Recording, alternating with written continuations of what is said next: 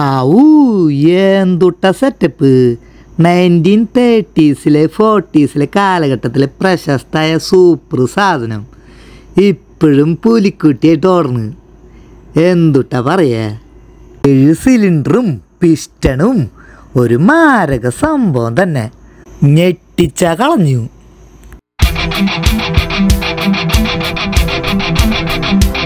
Hello friends, ഇന്നത്തെ നമ്മുടെ യാത്ര വളരെ വ്യത്യസ്തമാർന്നതാണ്.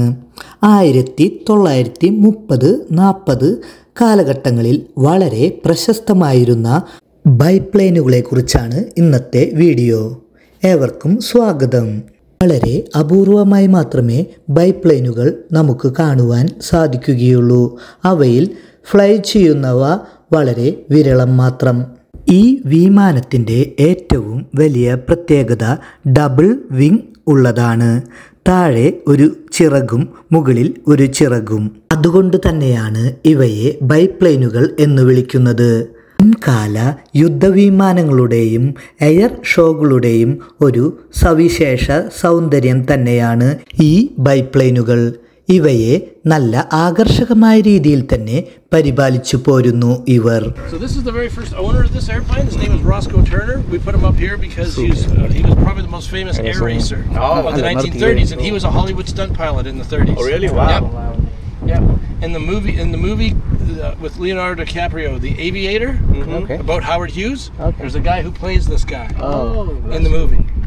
Yeah, and so that's another thing that we're surprised that the Americans let it out of the country, because I love their history, and this is it's got some pretty neat lineage behind it, because it was owned by this guy.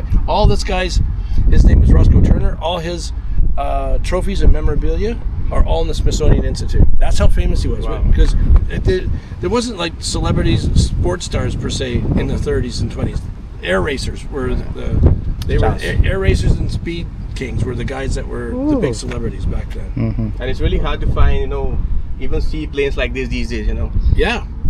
Flying in one, like, it's pretty cool, man. Yeah, it is cool. So are you going first? Yeah. This is the wing walk. All right, you got to stay in the black.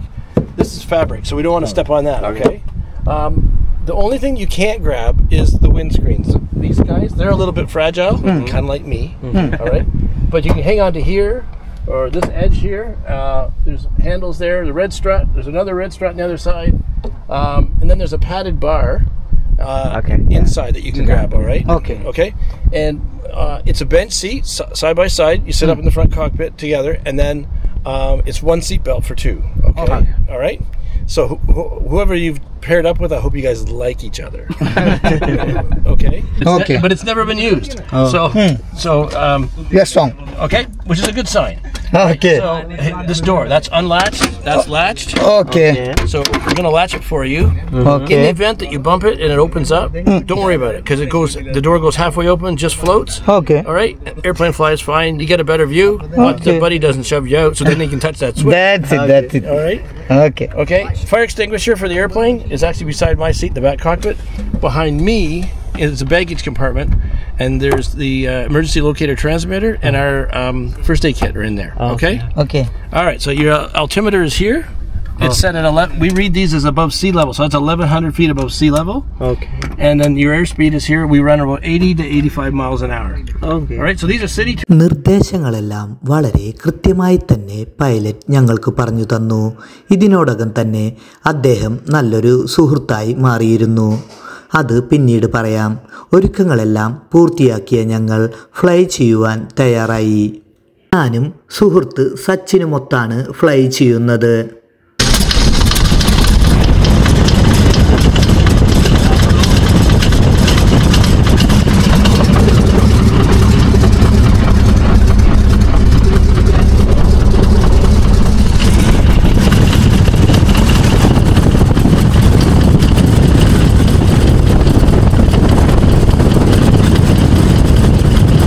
Engine start ചെയ്യുന്ന ആ vibration, propeller തിരിയുന്ന ശബ്ദം എല്ലാം കൂടെ ഒരു സാഹസിക യാത്രയ്ക്ക് തുടക്കമായി.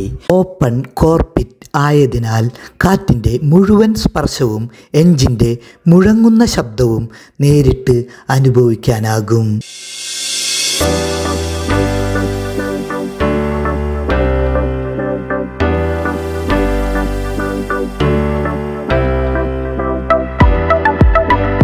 റൺവേ സ്ഥിതി ചെയ്യുന്നത്. അധികം നീളമുള്ളതല്ല, പക്ഷേ ഇരുവശങ്ങളിലും നിരന്നു നിൽക്കുന്ന ഷെഡുകൾ കണ്ണിൽപ്പെടും. സാധാരണ ഷെഡുകൾ മാത്രമല്ല, സ്വകാര്യ വിമാനങ്ങളുടെ സ്വന്തം ലോകം. വ്യക്തികളുടെയും സ്ഥാപനങ്ങളുടെയും സ്വന്തമായി സൂക്ഷിച്ചു വരുന്ന വിമാനങ്ങൾ സുരക്ഷിതമായി ഇവിടെ പാർക്ക് ചെയ്തിരിക്കുന്നത് കാണാം. ഒരു ചെറിയ എയർബേസിൻ്റെ സൗകര്യം തന്നെ നൽകുന്നു. വിമാനങ്ങൾക്ക് ആവശ്യമായ മെയിൻ്റനൻസ് നടത്തുവാനുള്ള സൗകര്യവും ഇവിടെ ലഭ്യമാണ്.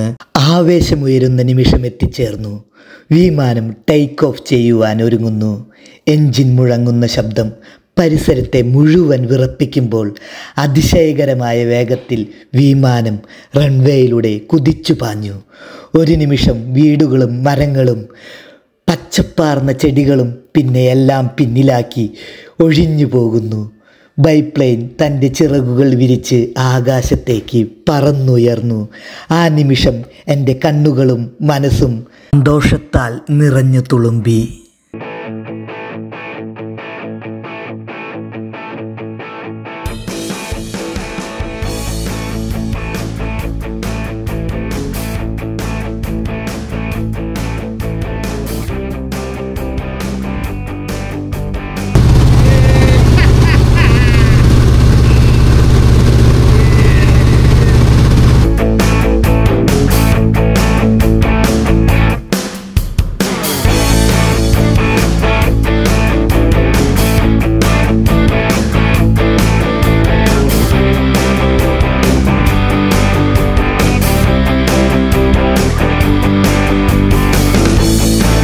ബൈപ്ലെയിൻ യാത്ര വെറുമൊരു പറക്കൽ മാത്രമല്ല, അത് ചരിത്രത്തെയും സാഹസികതയെയും ഒരുമിച്ച് അനുഭവിക്കുന്ന ഒരു ചരിത്രയാത്ര കൂടിയാണ്. ഇരട്ടച്ചിറകുള്ള പഴയ രീതിയിലുള്ള ഈ വിമാനങ്ങൾ 1903 സഹോദരങ്ങൾ ലോകത്തെ ആദ്യമായി ആകാശത്തുയർത്തിയ സ്വപ്നാരവങ്ങളുടെ ഓർമ്മകളാണ് ഇന്നും നമ്മളിലേക്ക് കൊണ്ടുവരുന്നത്. ഒന്നാം ലോകമഹായുദ്ധത്തിൻ്റെ ദിവസങ്ങളിൽ പോലും ഈ ബൈപ്ലെയിനുകൾ കരുത്തിൻ്റെയും സാഹസികതയുടെയും പ്രതീകമായി യുദ്ധഭൂമികളിൽ മുഴങ്ങിപ്പറന്നിരുന്നു.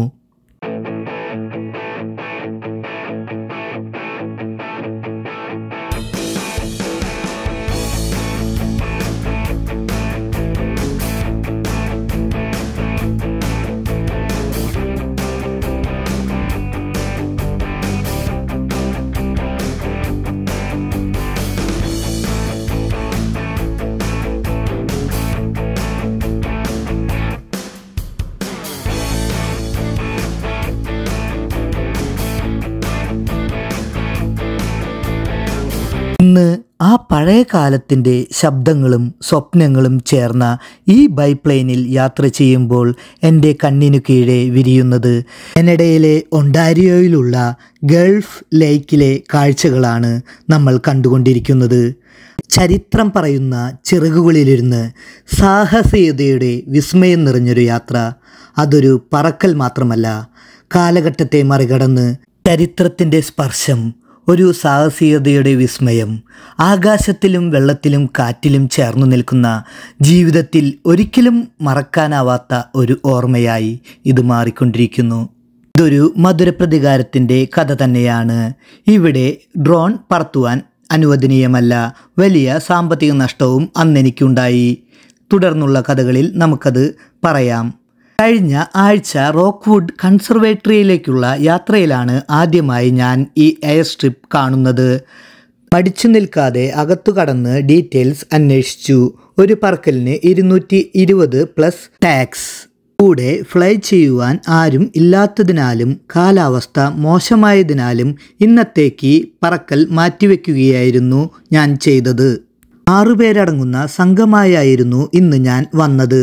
അതുകൊണ്ട് തന്നെ പൈലറ്റിനും അവിടെയുണ്ടായിരുന്ന പരിചാരികയും വളരെ സൗഹൃദത്തിലായി. പിന്നീടുള്ള സംസാരവും സംഭാഷണവും എല്ലാം.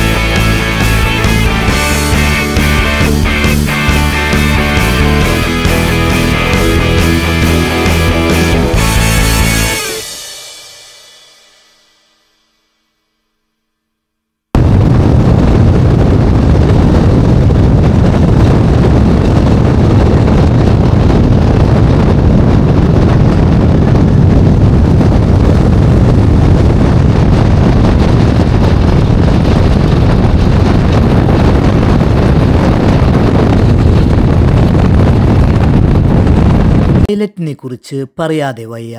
16 വയസ്സു മുതൽ തന്നെ ആകാശത്തോടുള്ള ഇദ്ദേഹത്തിൻ്റെ യാത്ര തുടങ്ങിയിരുന്നു. അതിനാലാണ് ഇത്രയധികം എക്സ്പീരിയൻസ്. റൺവേയിലൂടെ കുതിച്ചു പായുന്ന കാറിനെ സ്പർശിച്ച് വീണ്ടും ആകാശത്തേക്ക് പറന്നു ഉയരുവാൻ ഇദ്ദേഹത്തിന് സാധിച്ചിട്ടുണ്ട്. കുശലവർത്താനത്തിനിടയിൽ സുഹൃത്തുക്കൾ പറഞ്ഞതാണിവ. ആസ്വാദനത്തിനും സാഹസികതയിലും പരിചയസമ്പന്നതയിലുമൊക്കെ ഇദ്ദേഹം തന്നെയാണ് ഈ യാത്രയുടെ കേമൻ അഥവാ നായകൻ.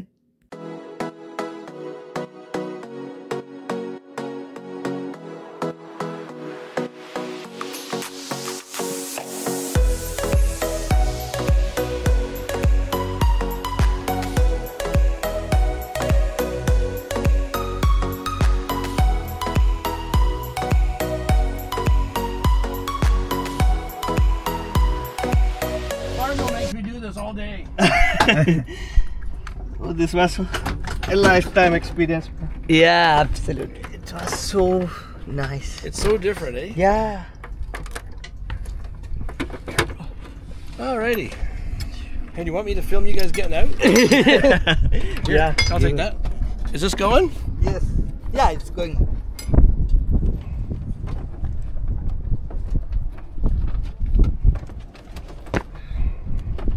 Thank you so much. Thank you. Oh, perfect. This was a great experience.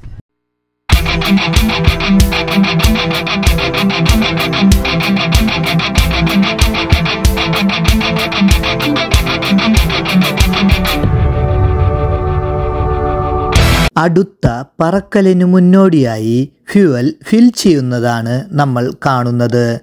വിങ്ങിൻ്റെ മധ്യഭാഗത്തായാണ് fuel tank സ്ഥിതി ചെയ്യുന്നത്. ഇതിൻ്റെ കപ്പാസിറ്റി 50 US ഗാലനാണ്. സാധാരണയായി 1 മണിക്കൂർ പറക്കലിന് 10 ഗാലൻ ആണ് ഫ്യൂവൽ യൂസ് ചെയ്യുന്നത്.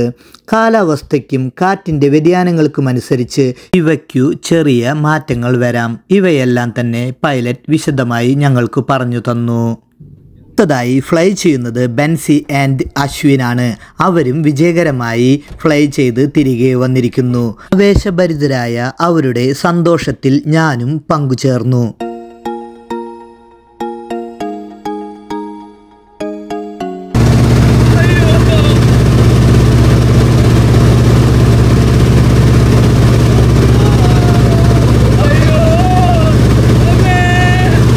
അടുത്ത ഊഴം ആൽവിനും വോൾട്ടിനുമാണ്. അവർ വളരെ ആകാംക്ഷയോടെ ഫ്ലൈ ചെയ്യുവാൻ ആരംഭിച്ചു. ഭയപ്പാടോടെ ആണെങ്കിലും അവരും വിജയകരമായി തന്നെ യാത്ര പൂർത്തീകരിച്ചു.